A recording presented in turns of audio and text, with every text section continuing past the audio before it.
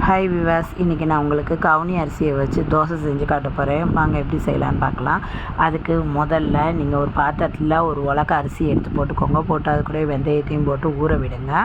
இதை நீங்கள் காலையில் ஊற வச்சா கூட போதும். ஆனால் முதல் நாள் நைட்டே உளுந்தை ஊற வச்சுருங்க. ஏன்னா இதில் நான் முழு உளுந்து சேர்க்குறேன். அது ஊற நேரம் ஆகும். அதனால் முதல் நாள் நைட்டே முழு உளுந்தை தண்ணி ஊற்றி ஊற வச்சுருங்க. அது ஒரு 3 கை அளவுக்கு நான் போட்டிருக்கேன்.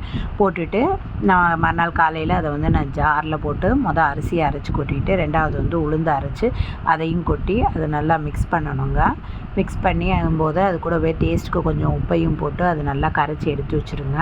அதை கரைச்சி வச்சுட்டிங்கனாலே காலையில் இதை நீங்கள் ஆட்டி வச்சிங்கன்னா நைட்டு டின்னருக்கு இது ரெடி ஆயிரும். அது நல்லா புளிச்சு வந்திருக்குங்க.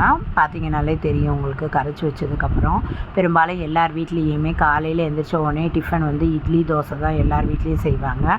ஒரே மாதிரி அரிசியில் செய்யறதுக்கு மாப்பிள்ளை சம்பா அரிசியில் ஒரு நாள், கவுனி அரிசியில் ஒரு நாளைக்கு, வரகரிசியில் ஒரு நாளைக்கு, இப்படி நீங்கள் வித்தியாசமாக செய்யும்போது உங்கள் உடம்பும் ஆரோக்கியமாக இருக்கும். அதே நேரத்தில் உங்களுக்கு டேஸ்ட்டும் வித்தியாசமான டேஸ்ட்டில் சாப்பிட்ட மாதிரியும் இருக்கும். அதனால தான் இதை நான் உங்களுக்கு செஞ்சு காட்டுறேங்க.